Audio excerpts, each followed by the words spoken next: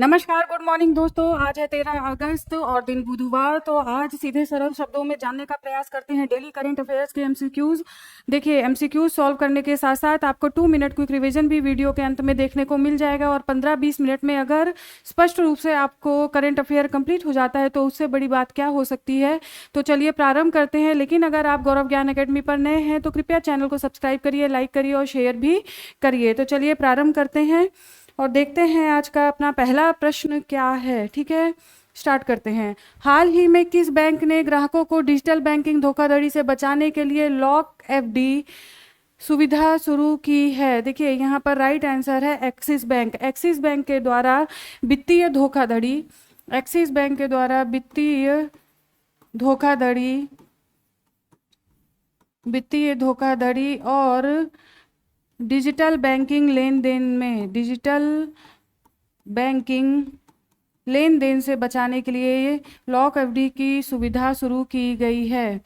और देखिए, अगर ऐसा कुछ किसी भी कस्टमर के साथ होता है, ऐसा कुछ किसी के भी साथ होता है, तो जो एफडी अकाउंट है वो अपने आप लॉक हो जाएगा और जो कस्टमर है वो जाकर के बैंक अपना अकाउंट को पुनः चालू कर सकता है, उसको लॉक को फिर से खुलवा सकता है। तो ये सुविधा एक्सिस बैंक के द्वारा दी जा रही है। आ जाइए, अब हम लोग देखते हैं नेक्स्ट क्वेश्चन क्या है। हाल ही में किस कंपनी ने शाहरुख खान को अपना नया ब्रांड एम्बेसडर नियुक्त किया है? तो ज्ञानवीरों, देखिए यहाँ पर राइट आंसर है जोमेटो। जोमेटो के द्वारा शाहरुख खान को नियुक्त किया गया है। और ऐसा क्यों किया गया है? Shahrukh Khan fuel your hustle, fuel your hustle अभियान में जुड़े हुए थे, जो कि जोमेटो का ही है, जोमेटो का ही है। फ्यूल योर हसल, देखिए इसका उद्देश्य ये है कि आप कठिनाइयों के साथ सफलता पर कैसे पहुंचते हैं। इस अभियान में ये चीज़ें बताई गई हैं, चाहे आप कहीं पर भी हों, एज ए छात्र किसी भी पद पर हों, कुछ भी हों। तो फ्यूल योर हसल ये दिखाता है कि किस तरीके से सफलता की सीढ़ी चली जाती है।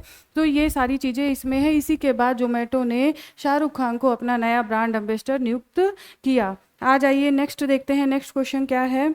अंतर्राष्ट्रीय युवा दिवस किस तिथि को मनाया जाता है? यहाँ पर देखिए राइट आंसर है 12 अगस्त। 12 अगस्त को मनाया जाता है। संयुक्त राष्ट्र के द्वारा, संयुक्त राष्ट्र के द्वारा इसकी जो स्थापना की गई, इसकी जो स्थापना की गई वो 1999 में की गई।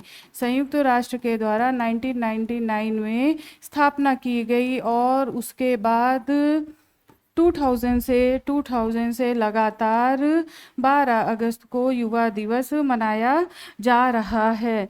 और इसका उद्देश्य ये है, ये विश्व भर में युवाओं की आवाज़ को सशक्त बनाना, युवाओं की आवाज़ को सुनना, उन्हें सशक्त बनाना और देश के लिए प्रगति के पथ पर वे आराम से कार्य कर सके, ऐसा प्लेटफॉर्म तैयार करना, ये है अंतर्राष्ट्रीय युवा दिवस। ठीक है, आ जाइए, अब हम लोग नेक्स्ट क्वेश्चन की तरफ बढ़ते हैं। विश्व जैव ईंधन दिवस किस तिथि को मनाया जाता है? तो यहाँ पर देखिए राइट आंसर है 10 अगस्त। 10 अगस्त को ये मनाया जाता है ज्ञानवीरों। और किसकी याद में बनाया जाता है? तो रुडोल्फ डीजल, आपको पता होगा डीजल के आविष्कारक रुडोल्फ डीजल की याद में ये मनाया जाता है। और जैव ईंधन दिवस, आप सोचेंगे डीजल, जैव ईंधन दिवस, इसका क्या संबंध है? तो देखिए रुडोल्फ डीजल ने ही सबसे पहले मूंगफली से जैव ईंधन बनाया था, मूंगफली से जैव ईंधन बनाया था। और जैव ईंधन बनाया था और ये बात है 1893, 10 अगस्त 10 अगस्त 1893 में ये बनाया था, जिसकी वजह से विश्व जैव ईंधन दिवस मनाया जाता है। कहीं ना कहीं आगे जो आज हम एथेनॉल हो गया, बहुत सारी चीज़ें हो गई, उससे हम जैव ईंधन तैयार कर पा रहे हैं। तो उसका कारण ही ये है क्योंकि रुडोल्फ डीजल ने कहीं ना कहीं एक रास्ता तैयार कर दिया था। आ जाइए, नेक्स्ट देखते हैं। नेक्स्ट क्वेश्चन क्या है। भारत में पहली बार ड्रोन और कृत्रिम बुद्धिमत्ता से सुसज्जित क्लाउड सीडिंग तकनीकी का पायलट प्रोजेक्ट कृत्रिम वर्षा के लिए कहाँ चल रहा है? तो ज्ञानवीरों राइट आंसर है रामगढ़ बांध, जयपुर। रामगढ़ बांध, जयपुर ज्ञानवीरों, ये 129 वर्ष पुराना सूख चुका बांध है, जिसे दोबारा पुनर्जीवित करने की बात राज्य सरकार के द्वारा की जा रही है। और देखिए यहाँ पर बहुत सारी चीज़ें हैं। एक तो देखिए ये जो क्लाउड सीडिंग है। क्लाउड सीडिंग का मतलब जानिए। क्लाउड सीडिंग सोडियम क्लोराइड, ठीक है, सोडियम क्लोराइड की वर्षा कराई जाती है। सोडियम क्लोराइड जैसे रसायनों का छिड़काव किया जाता है, तब जा कर के ये कृत्रिम वर्षा होती है। ठीक है, तो आपको ये ध्यान रखना है, सोडियम क्लोराइड, ठीक है, सोडियम क्लोराइड, ये शब्द आपको ध्यान रखना है। और देखिए, इसके बारे में हम जानते हैं कि इसका निर्माण किसने करवाया था, क्योंकि कई बार हो सकता है राजस्थान में इस तरह से क्वेश्चन पूछ लिया जाए, राजस्थान में इस तरह से क्वेश्चन हो सकता है पूछ लिया जाए आपसे। तो आप देखिए इसके बारे में, आ जाइए। देखिए, सबसे पहले आप ये जानिए कि ये जो क्लाउड सीडिंग, ये जो प्रौद्योगिकी है, ये भारत में जो जयपुर में स्टार्ट हुई है। देखिए, ये जेन एक्स, ठीक है, जेन एक्स AI, ये USA आधारित प्रौद्योगिकी कंपनी है और राजस्थान राज्य सरकार के द्वारा इसका कार्य किया जा रहा है इसमें। और इसके साथ ही साथ आप देखिए, इसका निर्माण राजा माधो सिंह द्वितीय, ठीक है, माधो सिंह द्वितीय के द्वारा किया गया था। कब किया गया था, तो ये किया गया था 1899 में, ठीक है। इसका निर्माण कार्य जो पूरा हुआ वो हुआ 1903 में, ठीक है। इसका जो उद्घाटन हुआ ज्ञानवीरों, इसका उद्घाटन 1931 में पेयजल के लिए, मेनली राजपूताना क्षेत्र में पेयजल के लिए इसका उद्घाटन किया गया और वो लॉर्ड इरविन के द्वारा किया गया। तो ये पूरी कहानी है। अब इसे पुनर्जीवित करने की बात की जा रही है, तो आपको ये क्वेश्चन ध्यान रखना है। आ जाइए, अब आगे देखते हैं क्या है, आ जाइए। ठीक है, रामगढ़ बांध। नेक्स्ट देखते हैं, स्वतंत्रता दिवस 2025 से पहले राजस्थान सीमा पर ऑपरेशन अलर्ट नामक उच्च तीव्रता सुरक्षा अभियान किसने शुरू किया है। तो देखिए ज्ञानवीरों, यहाँ पर राइट आंसर है सीमा सुरक्षा बल BSF के द्वारा ऑपरेशन अलर्ट शुरू किया गया है, जो कि 11 अगस्त से प्रारंभ होकर 17 अगस्त तक चलेगा, मध्य रात्रि तक। तो आपको ये ध्यान रखना है, ऑपरेशन अलर्ट, ठीक है, BSF के द्वारा चलाया जा रहा है। आ जाइए, नेक्स्ट देखते हैं, ऑपरेशन फॉल्कन किस राज्य में गैंडों के शिकार को रोकने के लिए चलाया जा रहा है। तो यहाँ पर देखिए ज्ञानवीरों, राइट आंसर असम है। एक सींग वाला गैंडा आप सभी जानते हैं जो फेमस है असम राज्य में। और देखिए, ये जो ऑपरेशन फॉल्कन है ये 2024 से चलाया जा रहा है, ठीक है, 2024 से। लेकिन अभी ये न्यूज़ में इस वजह से आया है क्योंकि इसके तहत बहुत सारे लोगों को गिरफ्तार किया गया है, करीब 50 लोगों को, जिनका संबंध अंतर्राष्ट्रीय स्तर पर। और देखिए, मेनली म्यांमार से संबंध देखा गया है इन तस्करों का। तो आप इसको ध्यान रखिए, ऑपरेशन फॉल्कन गैंडों के लिए। आ जाइए, नेक्स्ट क्वेश्चन देखते हैं क्या है।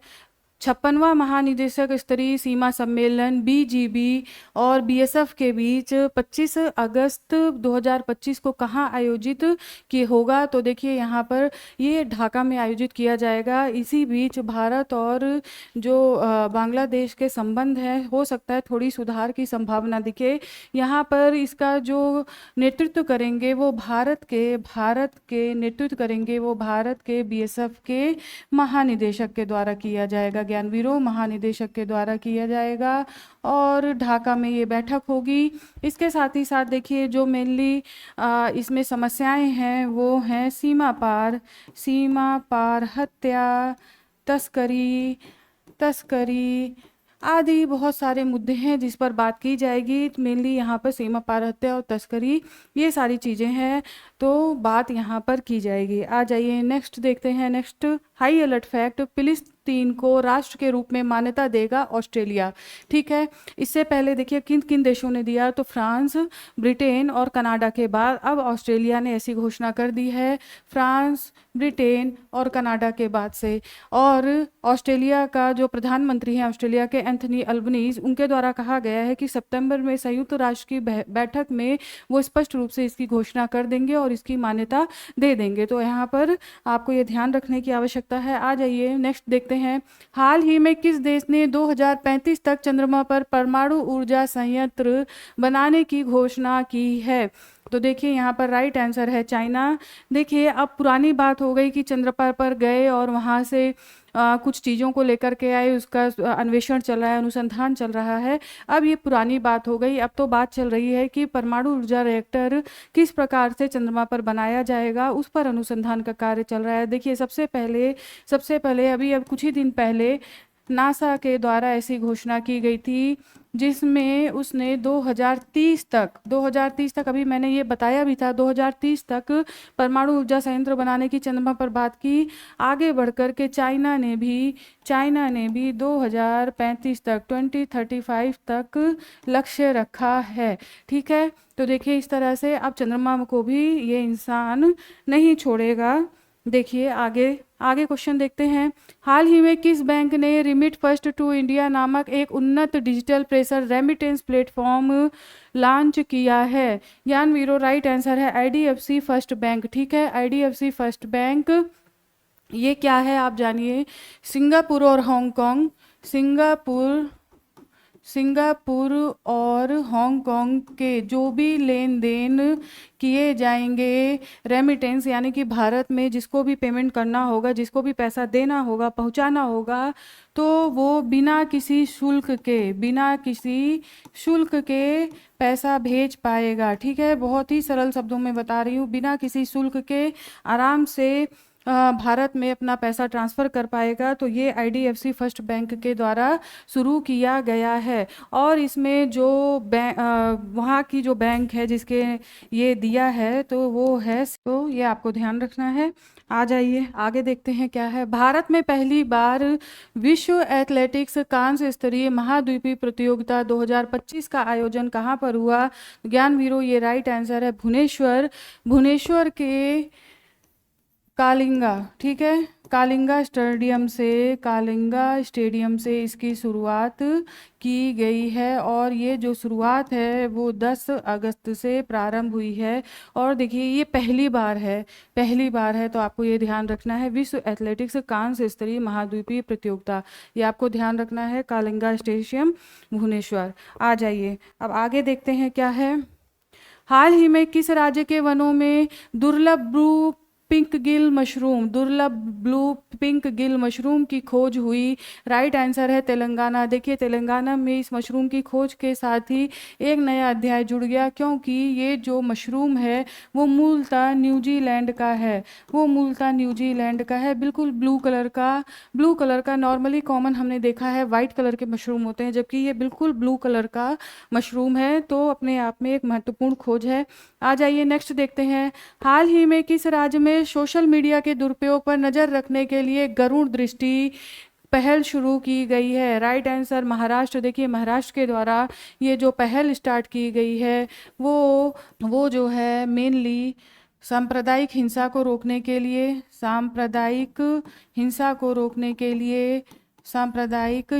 रोकने के लिए, क्योंकि ज्ञानवीरों क्या होता है कि गलत तरीके से पोस्ट विभिन्न सोशल मीडिया के प्लेटफॉर्म से भेजी जाती हैं, जिसकी वजह से ये गरुड़ दृष्टि प्रोग्राम चलाया जा रहा है, ये पहल स्टार्ट की गई है। आ जाइए हम नेक्स्ट देखते हैं अन्य महत्वपूर्ण तथ्य, भारत एशिया अंडर 22 मुक्केबाजी में चौथे स्थान पर। देखिए सबसे पहले ये जानिए कि ये गेम हो कहाँ रहा है। ठीक है, तो ये हो रहा है बैंकॉक में, आपको पता होगा ये बैंकॉक में हो रहा है। और अंडर 22 में रितिका के स्वर्ण पदक के साथ ही भारत ने चौथा स्थान हासिल किया है। ठीक है, भारत ने चौथा स्थान हासिल किया, जबकि इसमें टीम ने टोटल 13 पदक जीते हैं। ठीक है, टोटल 13 पदक जीते। अंडर 19 मुक्केबाजियों ने 14 पदक के साथ तालिका में दूसरा स्थान हासिल किया है, जिसमें 3 स्वर्ण, 7 रजक, 4 कांस्य ऐसा जीता गया है। तो देखिए 13 प्लस 14 अगर टोटल पदक की बात की जाए तो 27 पदक के साथ भारत बैंकॉक से अब वापस आ रहा है पूरी टीम के साथ। तो देखिए एक महत्वपूर्ण उपलब्धि है। और देखिए ज्ञानवीरों, अब हम लोग स्टार्ट करते हैं 2 मिनट क्विक रिवीजन। फटाफट से चलिए देख लेते हैं।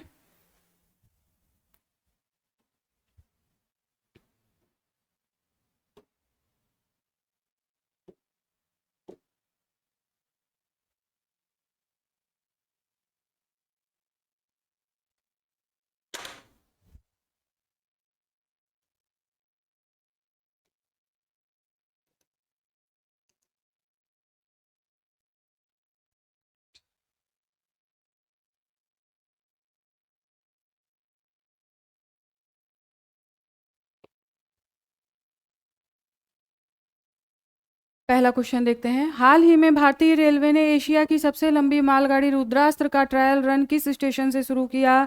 गंज ख्वाजा रेलवे स्टेशन, उत्तर प्रदेश। विश्व शेर दिवस हर वर्ष किस तिथि को मनाया जाता है? 10 अगस्त। बारदा वन्य जीव अभ्यारण्य, इसके बारे में जरूर जानिए। हाल ही में महाराष्ट्र में बौद्धिक विकलांगता वाले छात्रों की समान शिक्षा के लिए कौन सा अभियान शुरू किया गया है? दिशा अभियान। अजरबैजान और आर्मेनिया के बीच हालिया शांति समझौता किस विवादित क्षेत्र को लेकर हुआ? नागर्नो काराबाख। नेक्स्ट, हाल ही में देश का पहला पशु स्टेम सेल बायो बैंक किस संस्थान में स्थापित किया गया? राष्ट्रीय पशु जैव प्रौद्योगिकी संस्थान, हैदराबाद। नेक्स्ट देखिए, नागपुर पुणे वंदे भारत एक्सप्रेस, प्रधानमंत्री नरेंद्र मोदी ने भारत की सबसे लंबी रूट वाली वंदे भारत ट्रेन का उद्घाटन किया। ये वीडियो कॉन्फ्रेंसिंग के जरिए हरी झंडी दिखाकर रवाना किया गया। नेक्स्ट देखिए, अनंतनाग पहुंची पहली मालगाड़ी, प्रधानमंत्री नरेंद्र मोदी ने इसे जम्मू कश्मीर में वैली में जो संपर्क के लिए एक महान दिन, ऐतिहासिक उपलब्धि बताया है।